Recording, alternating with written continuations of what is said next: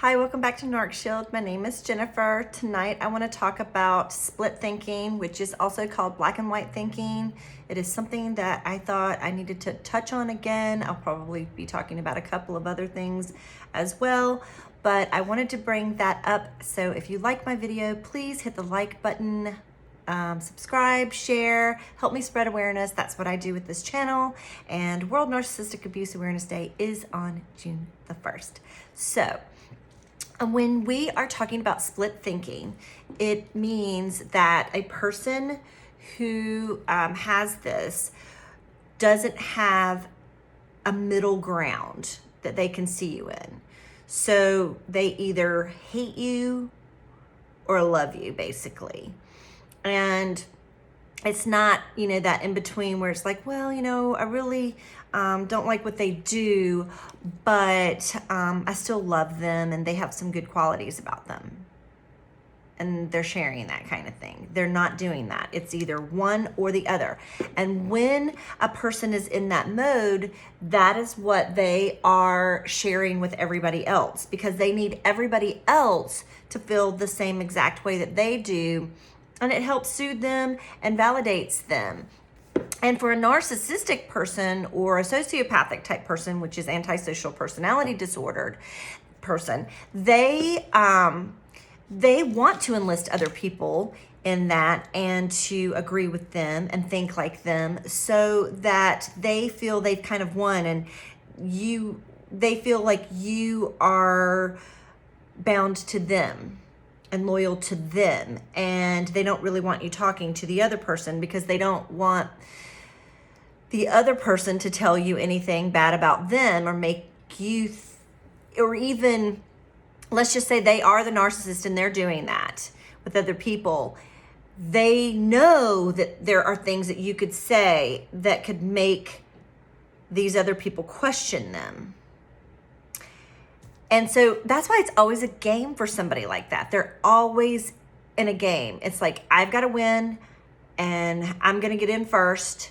And they're usually 10 steps ahead of you. So they start to do these kind of things way before you would have ever imagined that they did. But they pretty much know things are going to go south at some point, because they always do. But they will want to win family members, friends, coworkers that you hang out with. They will call people behind your back. If they think that you are talking about them in any way, they think you know each other, they will contact you. They will try to get in and say things or find out things from you. They will go to other people and try to see, and they know how to get the information. They just kind of slip it in. It could be that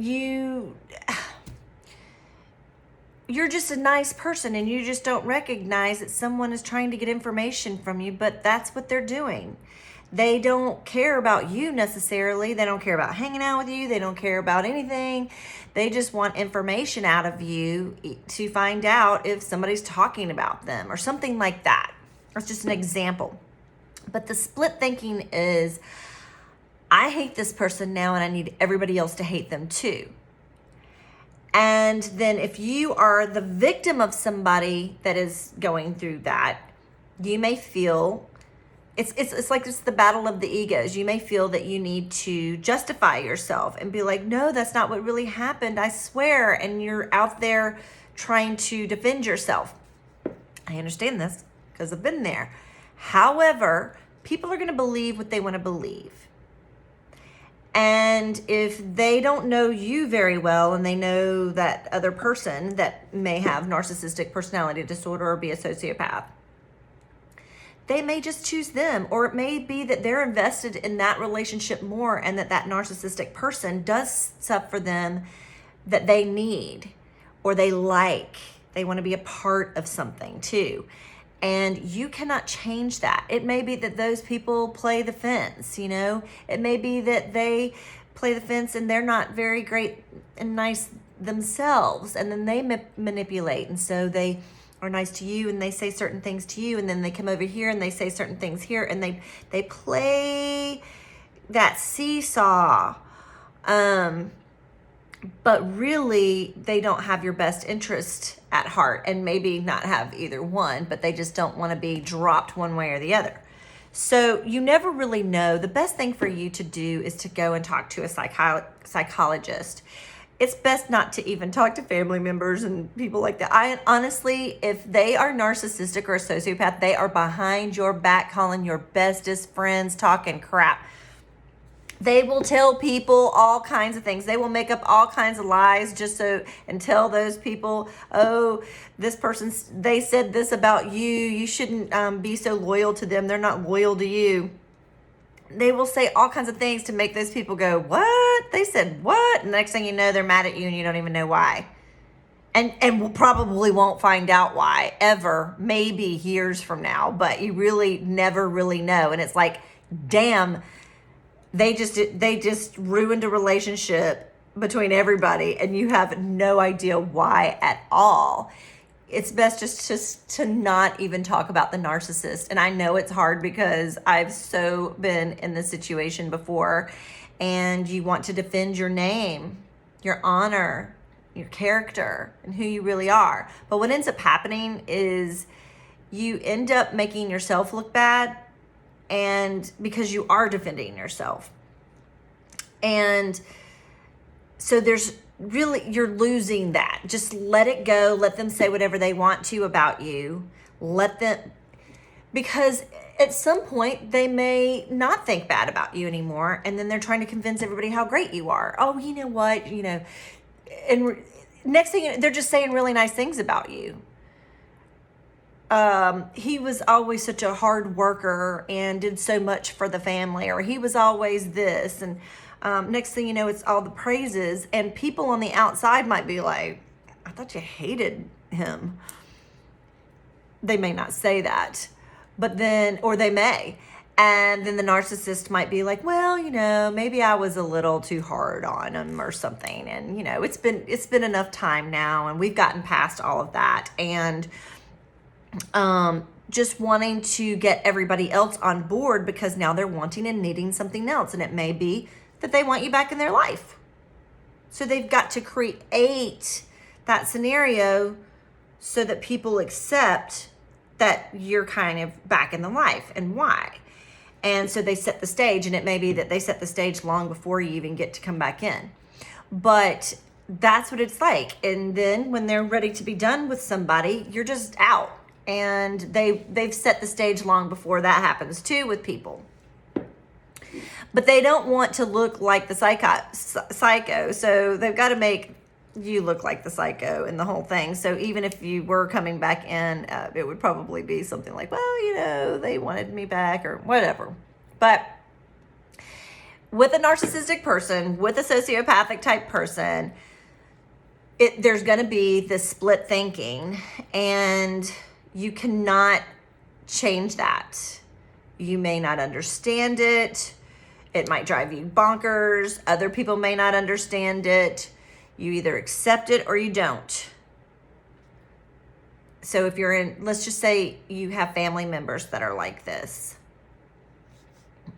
and you're not going to walk away from those relationships, then you need to learn to accept that this is how this person is and not let it get to you that much. I'm not saying that your feelings aren't important, because they are. It's just that you can't change somebody else. You can only change you and how you react to it and what you're going to do to take care of you and in those moments. And if you're not going to walk away from the relationships. So just know that when you are dealing with people like that, they either like you or they don't. They either need you or they don't. When they don't need you, you're not going to be really leaned on and around. They can ghost you. They can be gone. When they do need you, they're blowing your phone up. We can complain all we want to about that. But if we're accepting people for who they are and how they are, and this is just the way they are, and that they're just selfish people, and you still want to be around to them, then you're accepting that behavior. And the only thing you can do is to choose how you handle your emotions when you're dealing with that. And I can tell you right now, defending yourself, all you're doing is getting in a round and around and around circular argument with someone, and you're not going to win it. Because you You can if you just walk away and just let them think they won.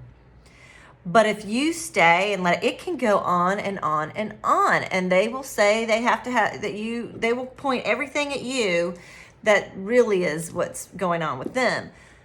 And I understand it's jarring, it's annoying. You want to take up for yourself. You want to, somebody else might have been not in the room at the time, and you're like, you got to be kidding me. And so you try to explain.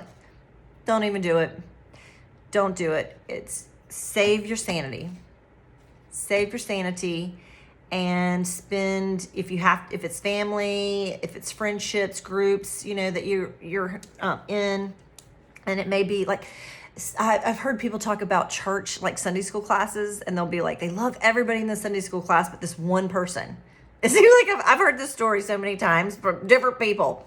It'll always be the one person in the Sunday school group that drives them crazy. And they know that it drives other people crazy, but they're not sure if it drives everybody crazy. But they think that it does. And they want to speak up, or they want to say this. And it ends up, they just end up either keeping their mouth shut and dealing with it within the group, or they just change like Sunday school classes. And then everybody's like, why'd you go to a different Sunday school class? And it's like, and you make up an excuse why you went to the other Sunday school class. But the truth is there was somebody in the Sunday school class before that, made you feel kind of crazy. Like they gaslit you, and you felt like they were manipulating everybody. And so I'm not even kidding. Like, I can't tell you how many times I've heard that scenario over the years in my chair about Sunday school classes. So I thought I would use that as the example there. And maybe you were in a situation like that. If you've been in narcissistic relationships, then I'm sure that you have. So you wonder why all of a sudden they don't like you, and all of a sudden they do again. And I talked about this, I think, in one of my last videos last week. And that's, you're being used when the narcissist needs you. And if you like that, and you still like whatever that relationship is giving to you, whenever it's giving something to you, then you need to learn how to manage your expectations of them. And the bar needs to be a lot lower, because narcissistic people are very selfish. It just is the way it is. And people who are more cognitive of that have not high narcissistic traits will tell you that. Look, I like things the way I like them, and if you don't like it, it can hit the door. They have no problem telling you that. And so they've created that big old boundary. They've let you know that right out the gate, and you get to choose whether you want to play in that sandbox or not. And that can sometimes be a hard decision, because you may find things that you really, really enjoy about those people. Ideally you want them to kind of come to the table and work with you on some things that you want to, and work on that relationship. But if they don't want to do that, and they want to be selfish, and they're in that, they're going to tell you that. Like, no, I'm not, you know what? This is it. This is who I am. You either like it or you don't. And you have a choice to choose, meaning you have more power than you think that you do. So I hope this video helps in a way, because this comes up so often. It's like, I cannot tell you how often. I feel like every day I get a message from somebody talking about this very thing. I don't understand. They were so nice. They act like they really liked me. They acted like they liked my kids, and everything that I did. And then now I can't not believe the things that they're saying about me. How could they have possibly ever have liked me or loved me? How could they have possibly ever have loved me and say these horrible things about me? And the sad truth is they didn't love you. They might have thought they did when they were in the idealization phase with you, which is the love bombing stage, because they wanted you to be everything. And they thought you were going to be everything. And you know what? You just, in their mind, they're like, ugh, it always ends up this way. And I thought this was going to be the savior. And it's weird. I talk about this. It's like you kind of think that too. So, the fixers think that too. Oh, this is going to be, my knight in shining armor. But that's where we have to look at ourselves too and question how we love. But a narcissist doesn't know real love. And so the infatuation stage is what they know as love. So that is love for them. That is their love. That is love. They feel that. And so when they say, I love you and I think you're the most amazing person and I want to spend the rest of my life with you and let's travel together and let's do this and ba ba ba ba ba ba ba, and they're telling everybody else about you. In those moments, they do love you in their way. It's infatuation. And so when they're not infatuated with you anymore and they're like, I don't want you anymore, then you're the worst thing that ever happened to them. You're crazy, you're psycho. All you ever do is this, that, and the other. They don't know what they were thinking, ever picking somebody like you. How did they not see this? And then you're trying to sit there and prove your worth, and you just got to stop. When they're ready and they want to see you back and they're thinking, wonderful things about you, then, in time that will happen. Maybe not. Most of the time it does. But do you really want to be on the yo-yo? Playing ping pong on that merry-go-round, round and round and round, and spend so much of your life dealing with that. And then you end up not having the dreams that you wanted. And listen, the narcissist they're doing their dreams. They're fulfilling their dreams. And good for them. Let them go and do that. You should be doing it too. You should be doing it too. And even if you did stay with a narcissist, say you're in the relationship with the narcissist now, do your thing. Let them do their thing. If you're still hanging out and you have decided to stay with them, they're not going to like it when you do your thing. But you know what? You've got to figure it out. And the best way to do that, in my opinion, is to go into therapy and figure all of that out. How can you manage being in a relationship like that without losing yourself? I don't know how you can do it. I've tried in my past. I have tried. Boy, have I tried. And I have lost myself and been unhappy. Oh, gosh. Felt crazy. Felt like everything was my fault. Had to take medication. And then it wasn't really doing it. Nothing was, it was like, because I was trying to feed something it wasn't the problem. I say this even with, not everybody, because, again, I'm not an addiction specialist, but just sometimes if you have to deal with the therapy part of a personality of somebody and what's going on with them, you deal with that and not just the addiction. And it's like you really need to deal with that inner core stuff first, or somewhere. It's got to be dealt with, or you're never going to get rid of the addictive stuff. Yeah, and that stuff's hard. So it's hard work. And we just have to decide, are you going to stay with someone who has to be fixed? Are you going to stay with someone that you're trying to fix all the time because you're trying to control something too and that suits you? Or are you going to stay with someone who hates you and likes you one minute and doesn't the next? And then you're always in a tizzy and always you're high strung all the time. You can't sleep. You're frustrated. You're acting out. You're barking at your kids. You're barking at everybody because you're so stressed out from everything else that's going on behind closed doors. I get it. I understand. I've been there. Totally been there. I don't know. I say, do you? I've enjoyed being on my own and being with my family and my friends. I enjoy time getting to know, all this time I've spent, getting to know me. It doesn't mean that I don't love other people or miss people and things like that and wish people well in my life. I don't hate anybody. And the people that I've loved in my life, I will always love. And I've always been honest about that. But I love me too now. And I want my children to respect me and love me and love being around me and not, God, I don't want to really hang out with her, and, just my family members in general, Because if we spend so much time thinking about the narcissist and whether they hate us or like us, and that stuck in that, we're there in that black and white thinking, we can miss out on a lot of wonderful things in our lives. I think back on so many things that I missed out on because I was so concerned about somebody else and what was going on with them and how they were treated. I was, because you get depressed. I understand that. And it's hard to get out of that. It really is. I get it.